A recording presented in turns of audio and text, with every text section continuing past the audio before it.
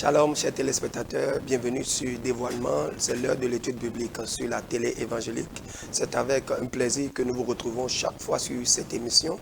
Et je vais vous demander de préparer déjà votre calepin et votre stylo, parce que ce soir, Dieu va nous conduire encore dans la profondeur des Écritures, où Dieu va nous révéler des choses que nous ne comprenions pas, et nous aurons aussi l'opportunité, vous aurez aussi l'opportunité de poser des questions sur cette émission. Et ce soir, par la grâce de Dieu, nous voulons parler par rapport au thème le christianisme et les sacrifices. Le christianisme et les sacrifices. Il s'agira ici de parler de la place des sacrifices dans le christianisme. Nous avons lu dans la Bible, depuis Genèse jusqu'à Apocalypse, qu'il y a eu beaucoup de sacrifices. Les Abraham, les Noé, les Caïn, Abel et tous, ils ont offert du sacrifice à Dieu. Quel est le sens du sacrifice dans la Bible? Et dans le christianisme aujourd'hui, dans la Nouvelle Alliance, c'est quoi la place des sacrifices? Et pour en parler, j'ai sur ce plateau un homme de Dieu, le pasteur Assoba Séraphin. Bonsoir, pasteur. Bonsoir. Soyez le bienvenu. Merci. C'est un plaisir pour nous de vous recevoir sur ce plateau. Et comme je l'annonçais, nous allons parler avec vous du christianisme et des sacrifices. Alors, je voudrais bien vous demander, quand nous lisons dans la Bible, déjà nous voyons la première personne à faire du sacrifice, c'est Dieu lui-même. Parce que la Bible dit qu'Adam et Ève ont péché, et il a pris un agneau qu'il a sacrifié. Alors, c'est quoi le sens du sacrifice dans la Bible? Merci, pasteur. Le sens du sacrifice dans la Bible, c'est une substitution. C'est-à-dire, quelqu'un, pour retrouver le sourire, si je peux le dire comme ça, de Dieu, passe par un objet. Passe par un objet pour dire, si c'est pardon, il demande. Si c'est action de grâce, il veut rendre. Si c'est joie, il veut exprimer. Si c'est témoignage, il veut faire. Il trouve un objet proportionnel à ce qu'il veut exprimer pour donner, présenter à Dieu, pour dire, par rapport à ça, je t'offre ça là pour que notre relation continue. Ok. Ouais. Donc c'est une substitution, comme vous l'avez dit. Voilà. Alors, si on doit parler aujourd'hui du christianisme, si on doit parler du christianisme, c'est quoi la place du sacrifice dans le christianisme? Déjà, si nous prenons l'Ancien Testament, nous voyons que durant tout l'Ancien Testament, vous allez voir que Dieu même a ordonné que les gens fassent des sacrifices. Est-ce qu'aujourd'hui ces sacrifices continuent ou ces sacrifices sont finis dans l'Ancien Testament?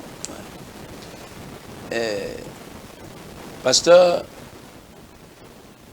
le Nouveau Testament ne pouvait pas exister sans les sacrifices.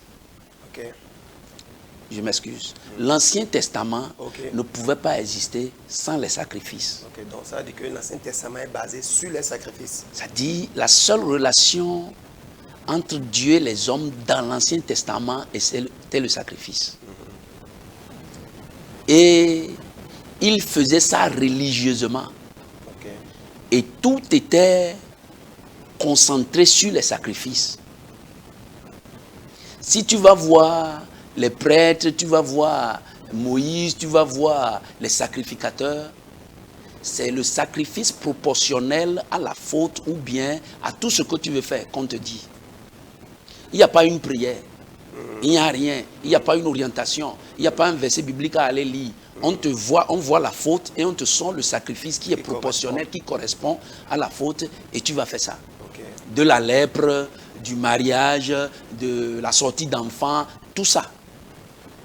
Donc c'était une expression humaine dans sa relation avec Dieu.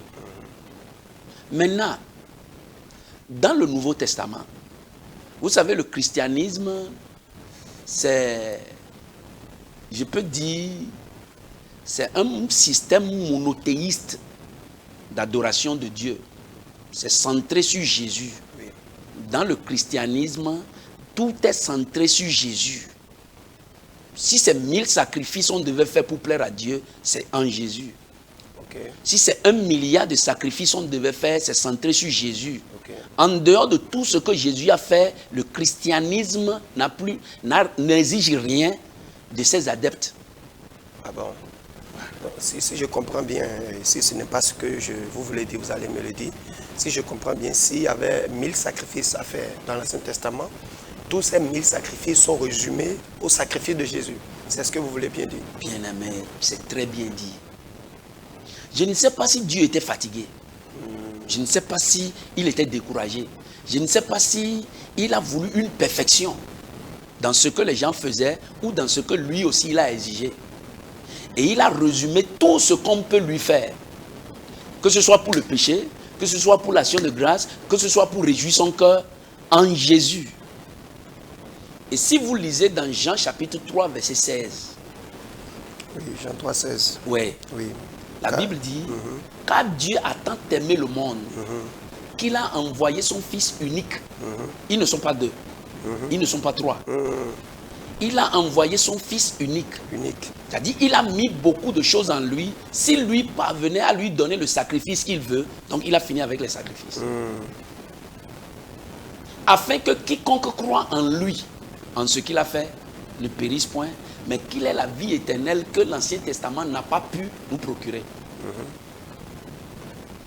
Donc, quand on voit la place du sacrifice dans le christianisme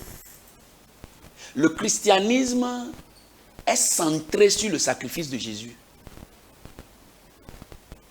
Parce que quand nous partons de l'Ancien Testament, comme vous avez bien dit, Dieu a sacrifié dans le jardin d'Éden pour couvrir la nudité de ses enfants.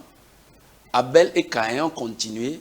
Noé a fait, Abraham a fait, Jacob a fait. C'est comme c'est-à-dire, c'est un rituel. Mais au niveau du christianisme, Dieu a trouvé une personne. Et comme il a dit, lors de son baptême et aussi lors de la transfiguration, il a dit, celui-ci est mon fils bien-aimé, en qui j'ai mis toute mon affection. Écoutez-le.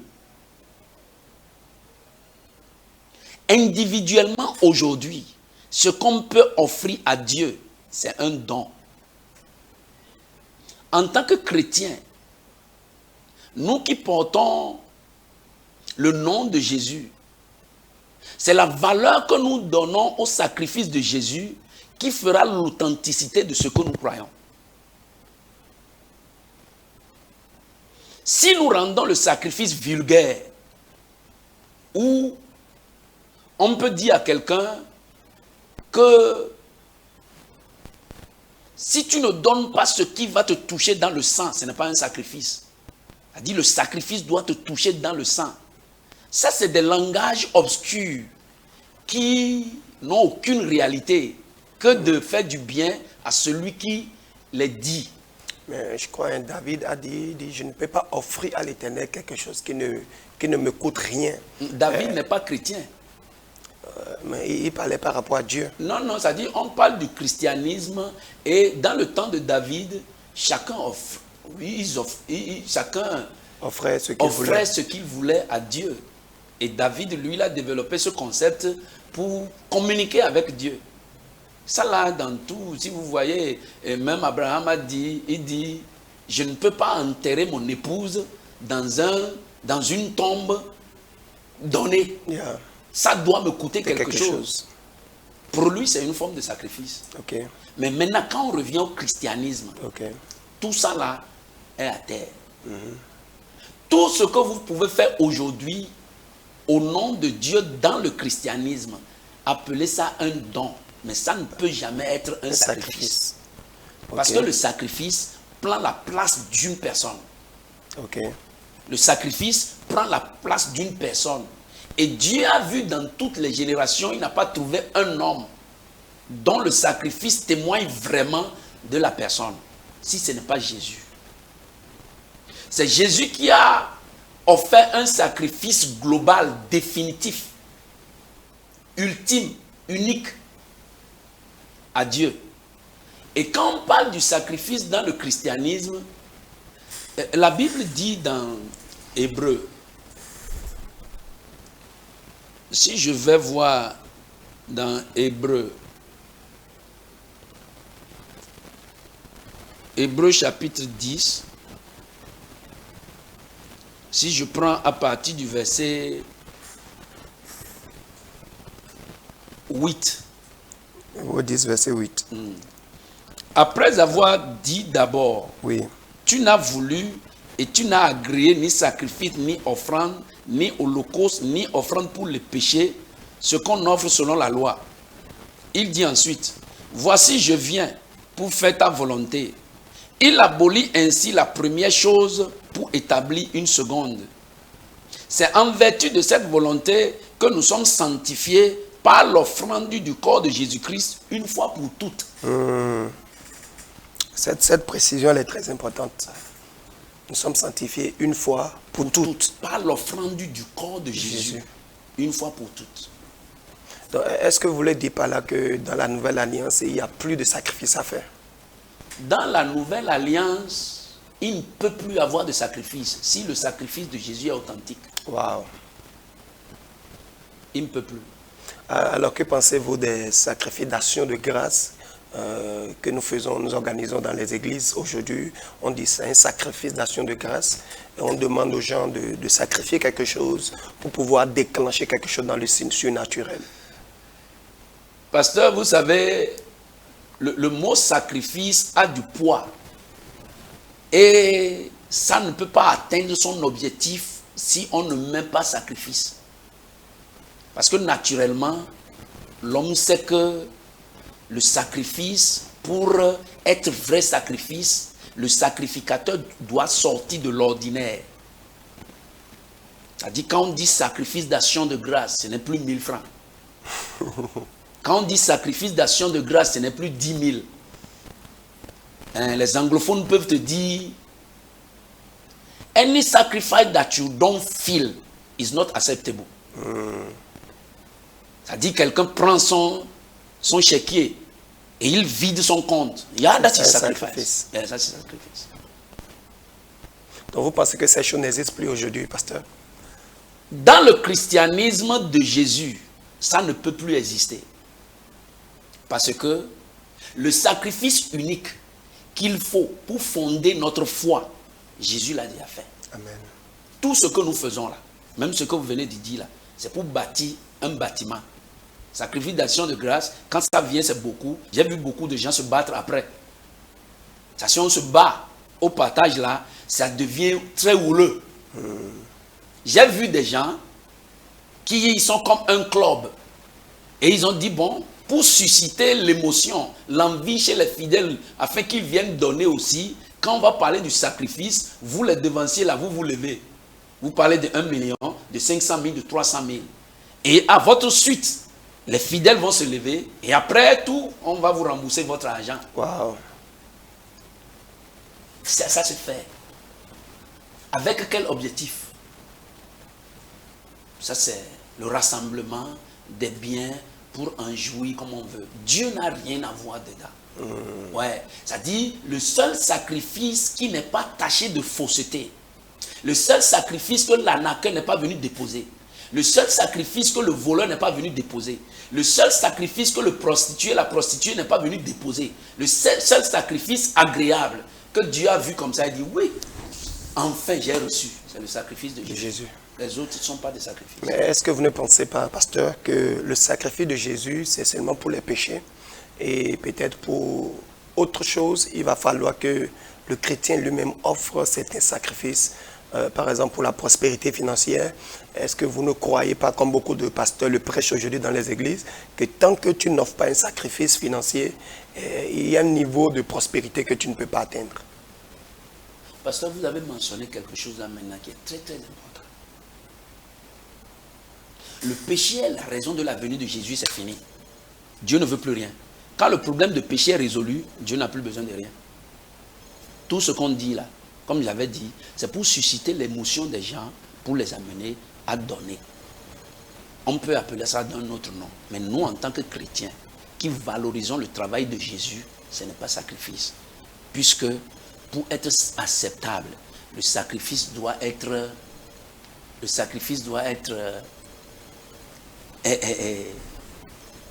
pur, sans rides,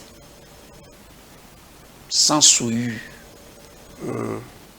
Pour être acceptable, le sacrifice doit être présenté à Dieu avec toute la solennité qu'il faut. Et quand on voit aujourd'hui celui qui est consacré, celui qui est bien éduqué, celui qui croit en Jésus, ce n'est pas souvent le riche qui va donner. Ça dit, si on disait qu'il y a même un sacrifice ici que Dieu veut agréer, celui qui est moulé dans la prière, celui qui est moulé dans le jeûne, celui qui peut amener un sacrifice devant Dieu pour que Dieu dise que voici mon sacrifice, voici le sacrifice que j'accepte. Celui-là n'a pas souvent les moyens. Ouais. Il n'a pas souvent les moyens.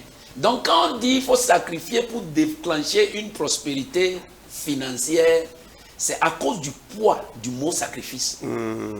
C'est toujours sur le mot sacrifice qu'on joue.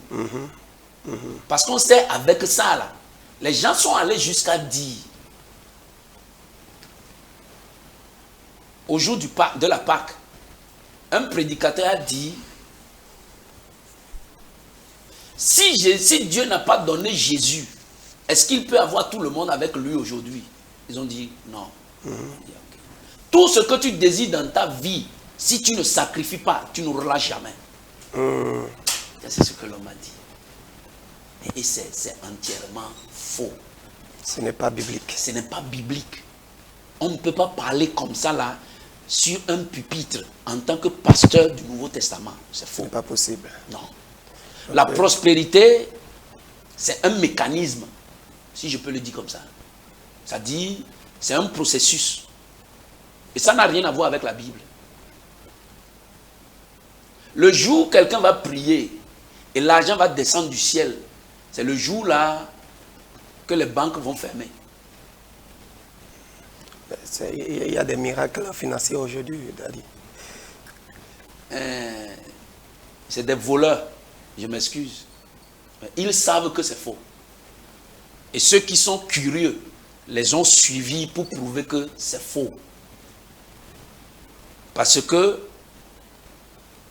si je prends un exemple, une actualité terre à terre maintenant, il paraît que le Qatar a offert un avion de 400 millions de dollars au président américain Donald Trump. Ça là, c'est le Qatar qui jouit de la richesse de Dieu. Alors, disons que Dieu veut offrir quelque chose à Donald Trump. Combien il va lui donner? Ça sera plus que ça. Voilà. Donc, on dit, il y a un miracle financier, quelqu'un dit, il a trouvé l'argent dans sa poche, il sort ça, on voit que c'est 2500. C'est que Dieu lui a donné 2500. Voilà. Dans tous les problèmes de sa vie, dans toutes les prières qu'il est en train d'adresser à Dieu, c'est 2500 Dieu l'a envoyé dans la poche. Quel problème ça peut résoudre? Ça, c'est l'amusement. Ici, là, le christianisme est plus sérieux que l'amusement. Ça a coûté à Dieu son enfant. Donc, pasteur, vous pensez que les enseignements que nous écoutons habituellement par rapport au fait qu'Abraham a donné son Isaac, et le chrétien aussi doit donner son Isaac pour pouvoir montrer témoin de son amour à Dieu. Donc, êtes-vous en train de dire par là que tous ces enseignements ne sont pas du Nouveau Testament, c'est toujours l'Ancienne Alliance? Le sacrifice est spirituel et c'est symbolique. Wow. Le sacrifice est spirituel et le sacrifice est symbolique. Ce n'est pas matériel. Voilà. Ce que Abraham a fait, quand vous ramenez ça dans le christianisme, vous allez voir que Abraham est le sacrificateur, Isaac est le sacrifice, l'autel est là, l'offrande est là, et tout ça là devient Jésus. Jésus le sacrificateur, le sacrifice, l'autel et la substitution. Le bélier, l'agneau qu'on a donné. Tout ça là, c'est le langage qui pointe à Jésus. Amen. Si on prend ça séparément, ça va être de l'hérésie. On prend ça séparément, ça va être une fausse doctrine. Mais quand on prend ça à la lumière du christianisme, tout ça là, c'est Jésus. Wow. Voilà. Donc Abraham a donné son Isaac, machin, ça c'est des trucs colportés pour susciter l'émotion des gens et ça n'a jamais marché. Ça n'a jamais produit le résultat escompté. Si vous suivez tout autour de vous, vous allez vous poser la question, est-ce que ce qu'on dit là est vraiment vrai? Ouais. Depuis qu'on dit ça là, les gens ont dit ça jusqu'à ils ont vieilli et ils ne continuent pas à dire ça. Et ça n'a jamais été vrai. La seule chose qui est vraie dans notre religion, dans notre foi, c'est le christianisme qui est centré sur Jésus. Quand on enlève Jésus ou on ajoute quelque chose à Jésus, ça devient faux. Amen. Donc le chrétien aujourd'hui doit plus se concentrer sur le sacrifice de Jésus. Ce que Jésus a fait, comme on a lu tout à l'heure dans Hébreux 10, c'est déjà suffisant. La Bible dit, ça nous a substitué une fois pour de bon. Il n'y a plus autre chose à ajouter, il n'y a plus autre chose à donner. Alors, pasteur, tout à l'heure, vous avez dit quelque chose de très important. Vous avez dit, dans la Nouvelle Alliance, le sacrifice n'est pas matériel. Quand c'est, vous savez, ça ne peut pas influencer celui qui demande le sacrifice. Si Dieu demandait le sacrifice, ce que nous donnons là ne peut pas l'influencer. Pourquoi? Dieu a connu l'or avant de nous donner ça. Il a connu le diamant avant de nous donner. Il a connu l'argent avant de nous donner. Il a connu le bœuf, le chameau avant de nous donner. Si ce sont ces choses-là, ça ne porte pas à la hauteur de ce que Dieu recherche chez l'homme. Dieu veut quelque chose de plus fort. Et c'est en Jésus qu'il a trouvé ça. Wow. Et ce n'est pas l'argent. Si c'était l'argent, Jésus qui a pris l'argent dans la bouche du poisson, et il peut rendre toute la mer diamant. Il dit, Dieu, comme c'est diamant tu veux, toute la mer devient diamant. Prends ça et laisse-nous. Jésus qui a nourri 5000 hommes, sans compter les femmes et les enfants.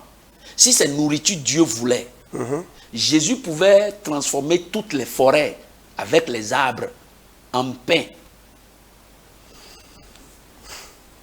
Mais de tout ça là, quand vous voyez Jésus, il a eu l'occasion de recevoir un riche qui est venu lui demander qu'est-ce qu'il va faire pour avoir la vie. Et Jésus lui a dit, fais ça. Il a dit, j'ai fait. Il dit, oui, tu as vraiment fait. Mais il reste une chose, va. Il n'a pas dit sacrifie. Ça, c'est l'importance du sacrifice. Or, si c'est chez nous aujourd'hui, on allait utiliser le langage sacrifie. Parce qu'on voulait que l'homme là aille effectivement vendre tout ce qu'il avait. Jésus n'a pas dit sacrifice. Parce qu'il connaît la valeur du mot. Il a dit, va vendre tout ce que tu possèdes. Et distribue le produit de la vente aux pauvres. Ne m'amène pas ça. Ce n'est pas qu'il amène ça à l'église. Non. Ce n'est pas qu'il amène ça à l'église. Ce n'est pas qu'il donne à son pasteur. Ce n'est pas qu'il donne au sacrificateur. Rentre en ville et partage ça aux pauvres jusqu'à c'est fini. Maintenant, quand tu finis ça, viens. Là, tu as établi une relation avec moi dans le cœur. Pas par rapport à ce que tu possèdes, mais par rapport au cœur que tu as. Maintenant, on pourra marcher. Donc, quelle est la valeur du sacrifice dont le cœur n'est pas dedans? On nous a dit d'amener l'argent, non? Amenons, sinon peut-être la malédiction qu'ils ont dit. Puisque quand il parlait là, il a dit gare à celui qui ne va pas amener l'argent. Quand il a dit ça là, il a dit c'est une révélation spéciale de Dieu qu'il a reçue et gare à celui qui ne va pas amener l'argent. Il a déjà enchaîné les gens avec cette expression-là. Donc ce n'est plus le cœur qui est en train d'offrir quelque chose, c'est la menace qui est en train de le faire. Donc, dans le christianisme, quelle qu'en soit la tournure que vous allez donner à ça, bien aimé, les sacrifices ne sont plus d'actualité quand il s'agit du christianisme. Alors, pasteur, je crois, est-ce que vous êtes en train de dire par là que dans le christianisme, il ne doit plus du tout avoir d'offrande, il ne doit plus y avoir de dons, ou c'est le mot sacrifice là qu'on doit bannir totalement? On peut donner des choses, on peut aller jusqu'à vendre tout ce qu'on a pour donner ça à l'église. Est-ce qu'on peut vider notre poche, notre compte bancaire pour servir Dieu? c'est le mot sacrifice qui dérange ou on ne doit plus du tout faire ça? Dans Romains chapitre 12, la Bible a dit quelque chose ici, dans Romains chapitre 12. Si je lis le verset 1, la Bible dit: « Je vous exhorte donc, frères, par les compassions de Dieu, à offrir vos corps comme un sacrifice vivant, saint, agréable à Dieu, ce qui sera de votre part un culte raisonnable. » Le culte a deux compartiments. C'est l'adoration et le service.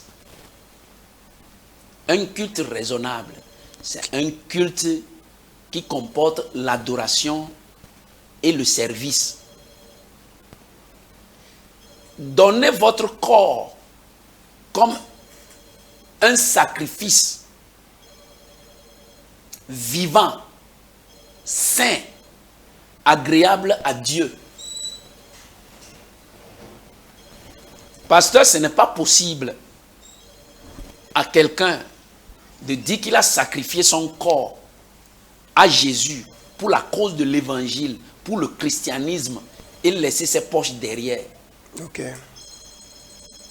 Ce n'est pas possible à quelqu'un dire que j'ai sacrifié ma vie pour la cause de l'évangile et laisser sa voiture derrière. Quand on prend une personne selon le christianisme devant Dieu, un croyant en Jésus, quand on le prend avec tout ce qu'il représente. Tout ce qu'il est, tout ce qu'il a aussi. L'apôtre Paul a dit au geôlier, il dit: crois au Seigneur Jésus et tu seras sauvé, toi et toute ta famille, inclut tout ce que vous possédez. Le mot sacrifice doit être banni de nos églises et ça va demeurer seulement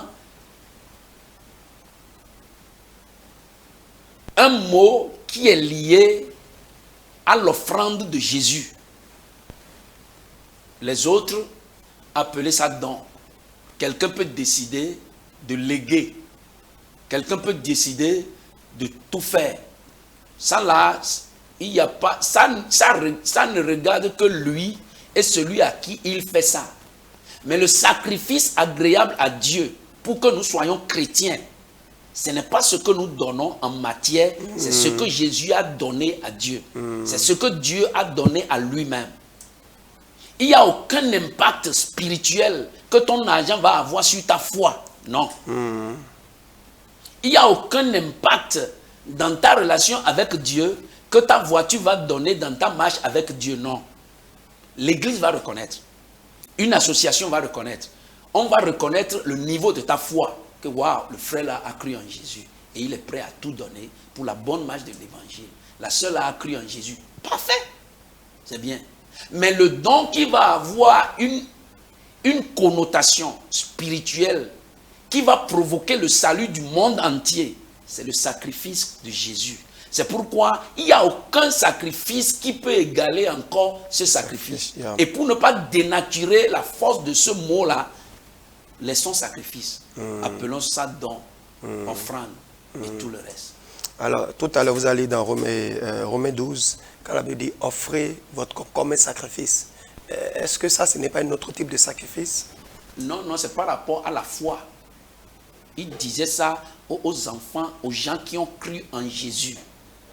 Si c'est le corps, c'est par rapport, j'ai dit, le culte comporte deux compartiments. Okay. L'adoration et le service.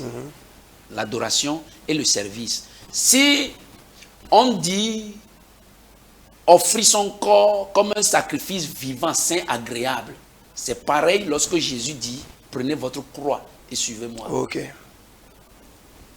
Prenez votre croix et suivez-moi. Donc, c'est un don qu'un croyant fait de lui-même dans le christianisme par rapport à sa foi.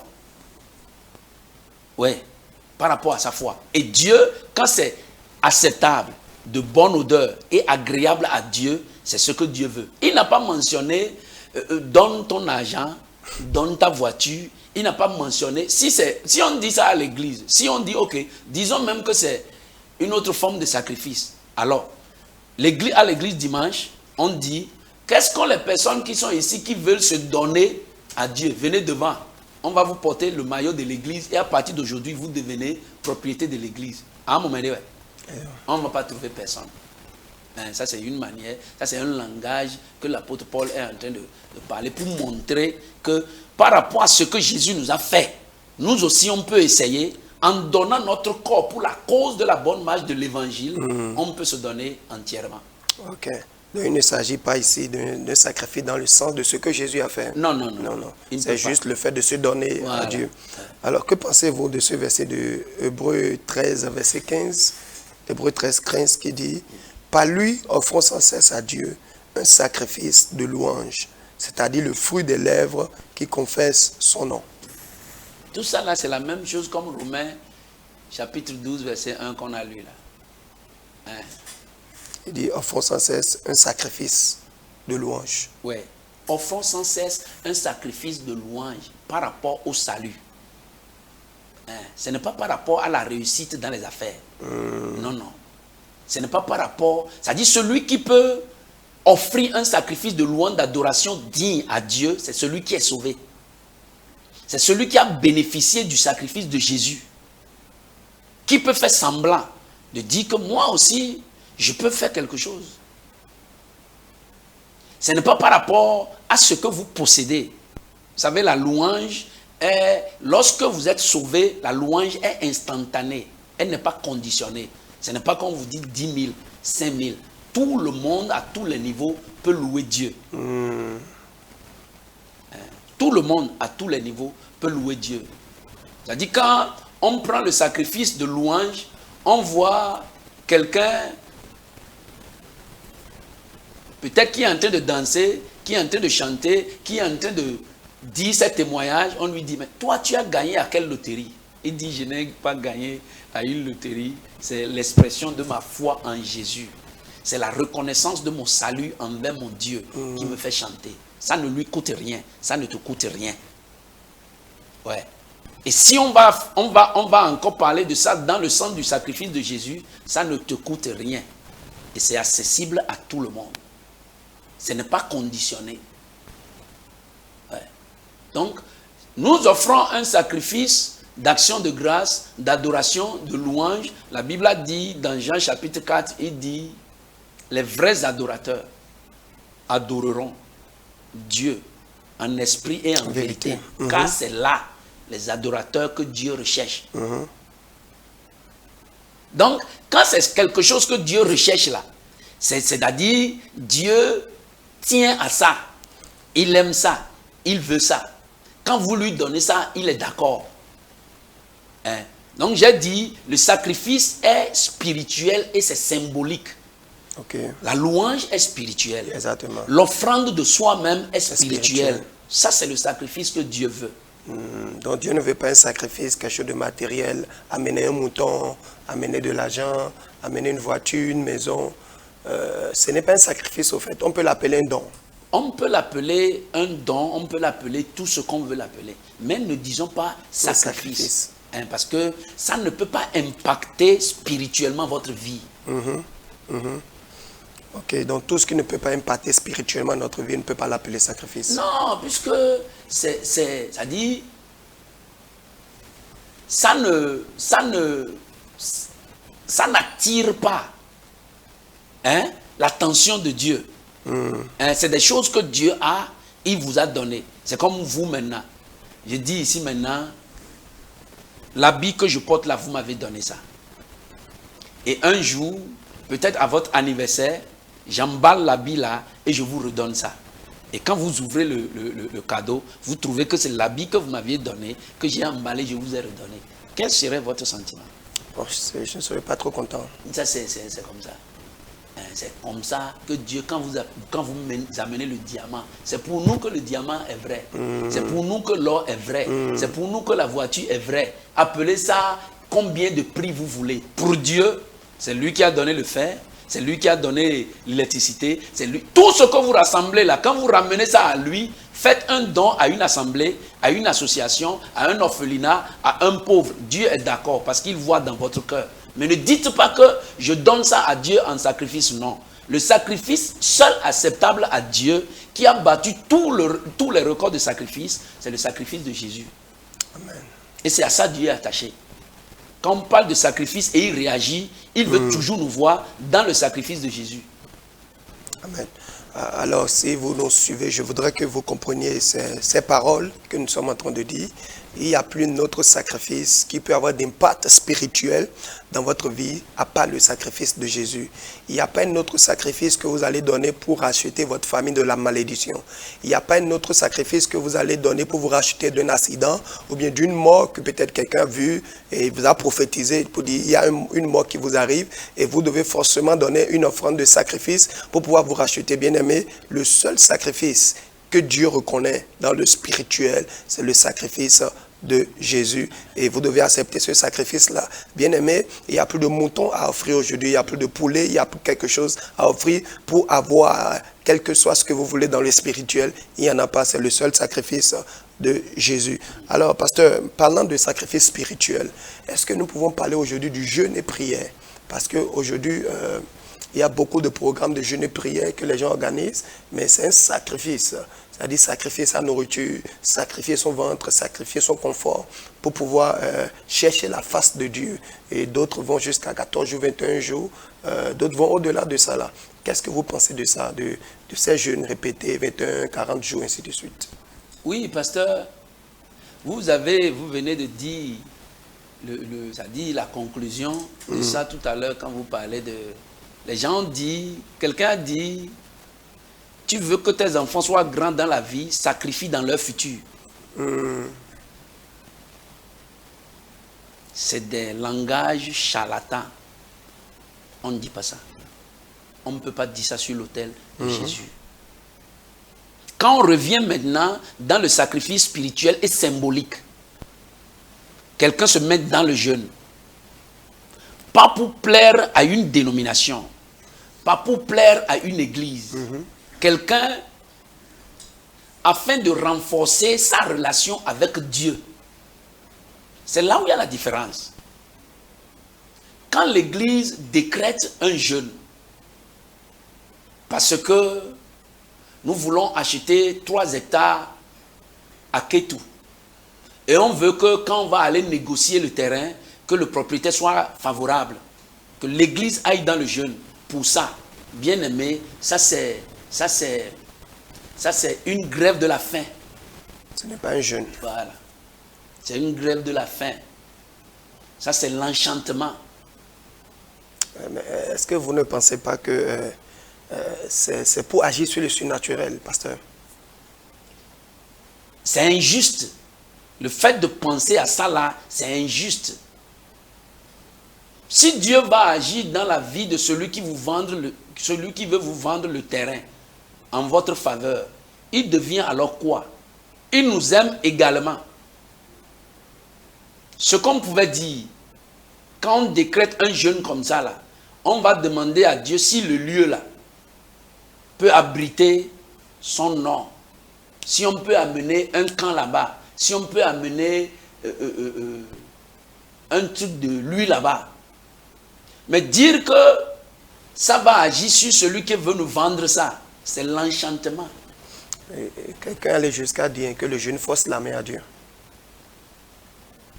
Hein, il faut aller voir celui-là combien de fois il a déjà forcé la main à Dieu.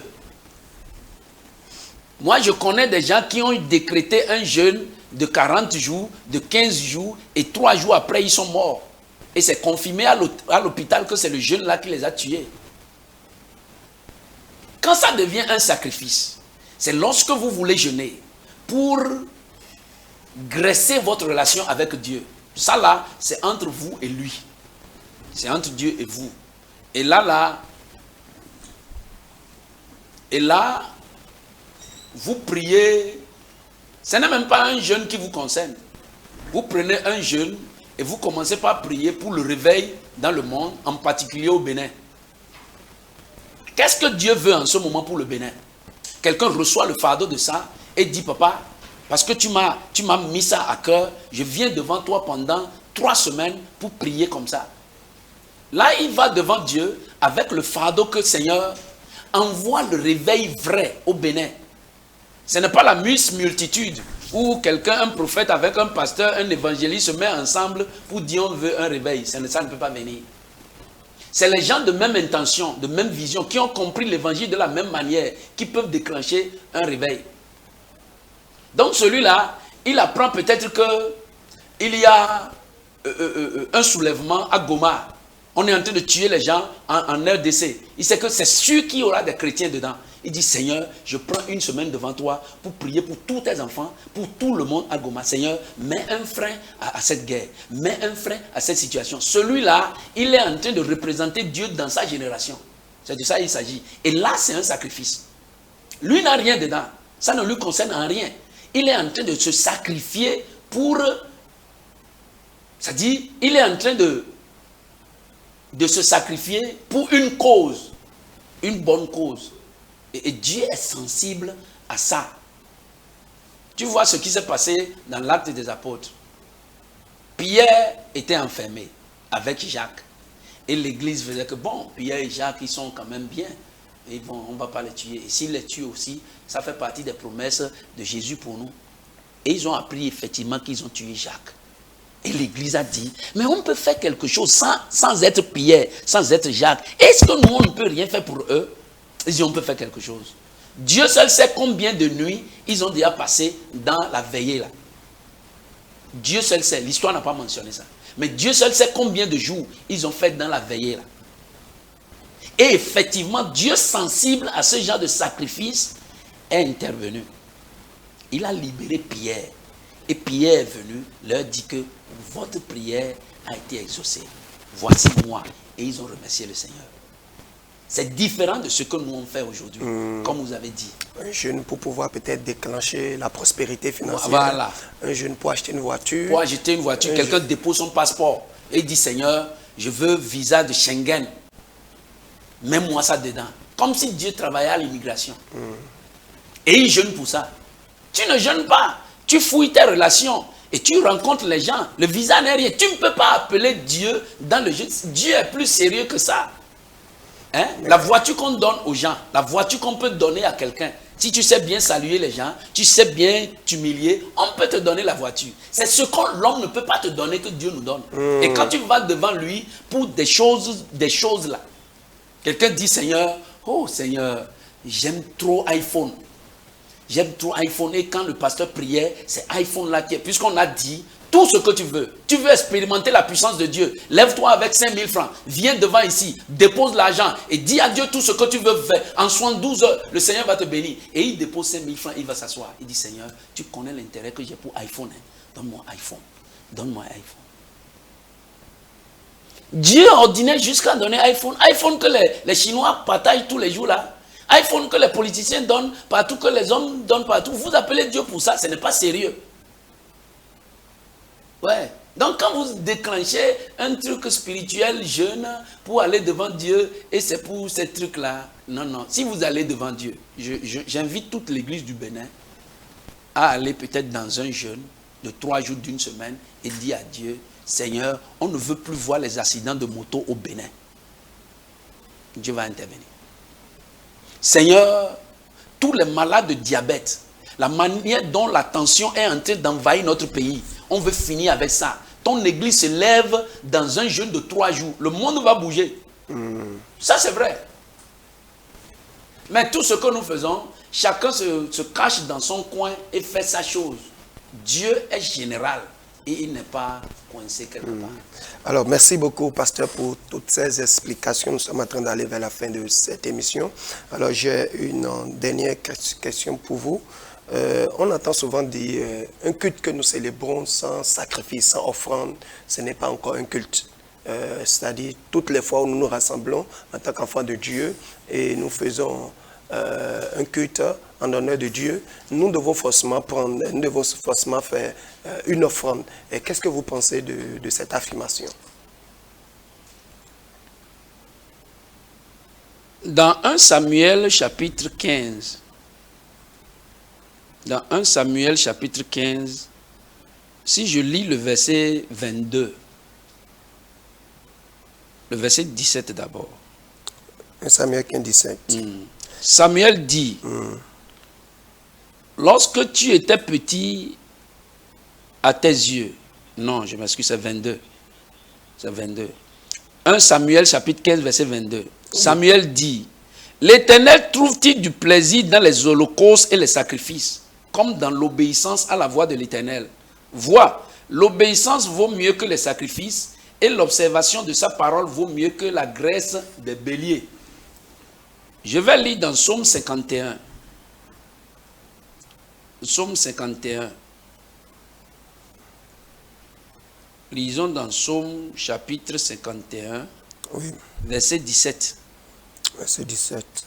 Les sacrifices qui sont agréables à Dieu, c'est un esprit brisé. Ô Dieu, tu ne dédaignes pas un cœur brisé et contrit. La raison de l'argent au niveau de l'église, ça n'a rien de Dieu, ça n'a rien de spirituel.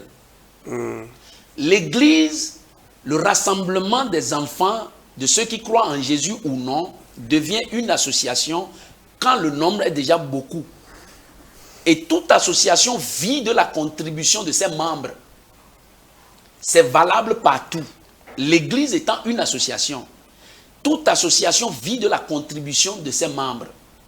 Ça fait aujourd'hui que, par la contribution de ses membres, des églises ont des cathédrales de 1 milliard, de 2 milliards. Je ne sais pas à quoi ça sert, mais on a ça. Par rapport à la contribution de ses membres, des églises ont des bus, ont des voitures de valeur. Je ne sais pas à quoi ça sert.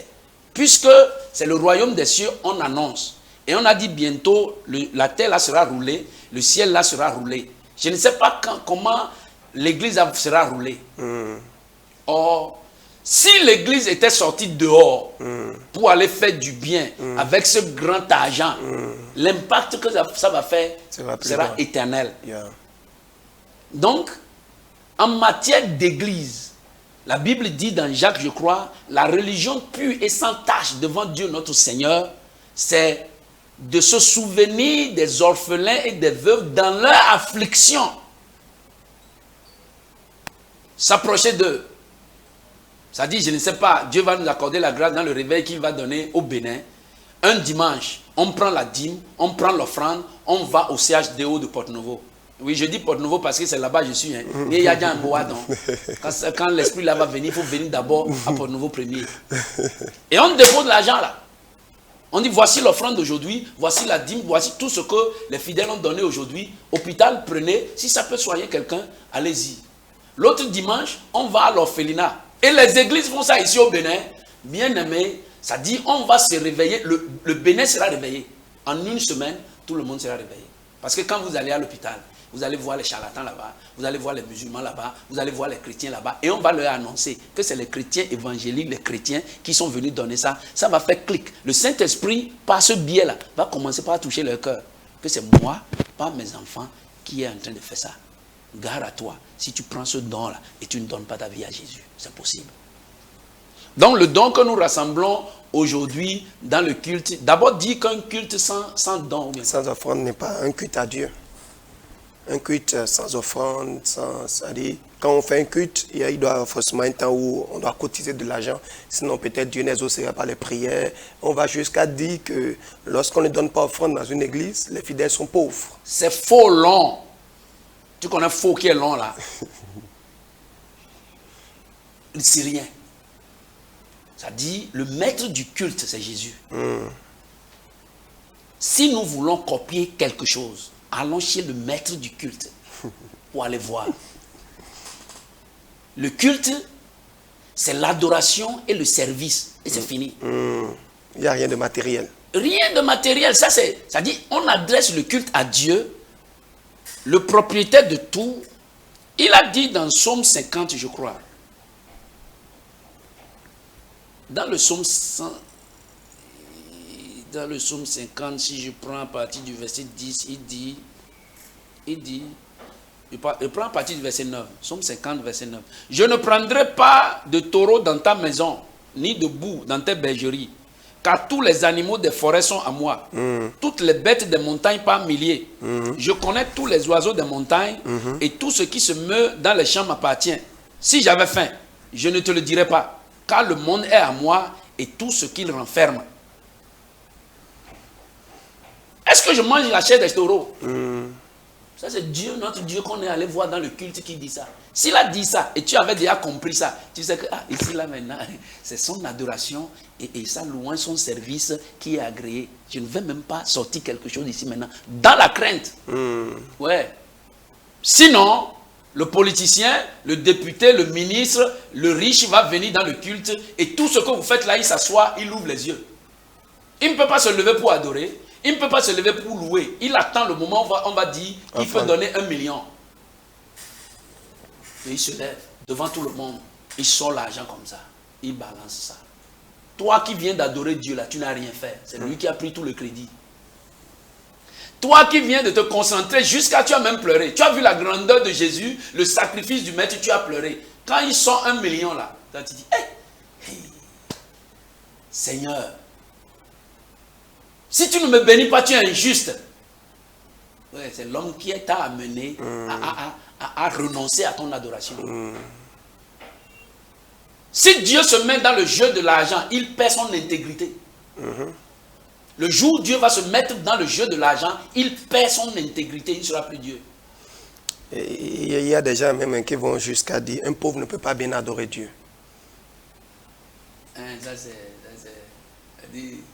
Dieu est concentré sur le pauvre. Dieu, lui, là, il est concentré sur le pauvre. Il est le Dieu des pauvres. Ouais. Quelqu'un a dit au Nigeria que Jésus n'a jamais visité les pauvres. Quelqu'un a dit que c'est parce que Jésus était pauvre qu'on l'a vendu. C'était des trucs, c'est-à-dire, ce qui révèle la vérité, c'est le mensonge. Ouais, ils sont en train de révéler ce que nous disons. Ouais, ce qu'ils sont en train de dire là, ça révèle ce que nous on dit. Dieu est le Dieu des pauvres.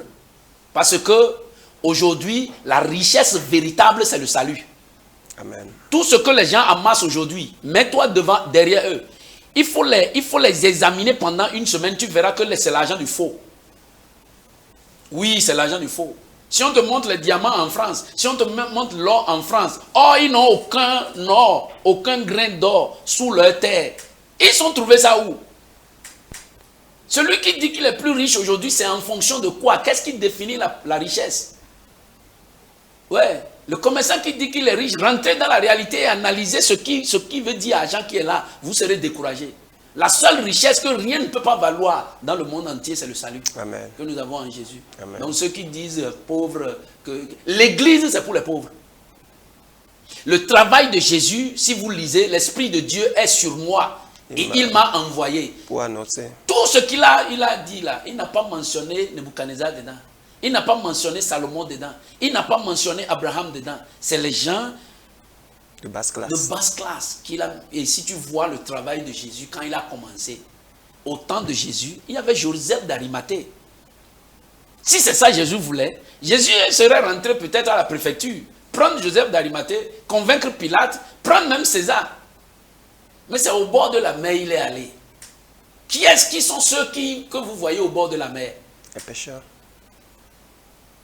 Pasteur, nous n'allons pas seulement changer le comportement, on va aussi changer le langage. Parce que ce que nous disons n'est pas vrai. Ce n'est pas bien. Ça n'honore pas notre foi. Merci beaucoup, pasteur. On a été vraiment édifiés par ce temps. Bien-aimés, ce soir, nous avons parlé du christianisme et les sacrifices. Et nous comprenons que le seul sacrifice valable dans la nouvelle alliance aujourd'hui, c'est le sacrifice de Jésus. Votre maison ne peut pas être un sacrifice pour Dieu. Votre voiture ne peut pas être un sacrifice pour Dieu. Votre richesse ne peut pas être un sacrifice pour Dieu. Le seul sacrifice que Dieu agrée, c'est le sacrifice de Jésus. Et c'est sur ça que nous devons nous baser pour aller dans la présence du Seigneur, non pas sur nos propres sacrifices. Et bien aimé, que ces messages soient vraiment gravés dans nos cœurs. La Bible dit, nous sommes heureux si nous entendons ces choses, pourvu que nous les pratiquions. Que le Seigneur vous bénisse. À la prochaine.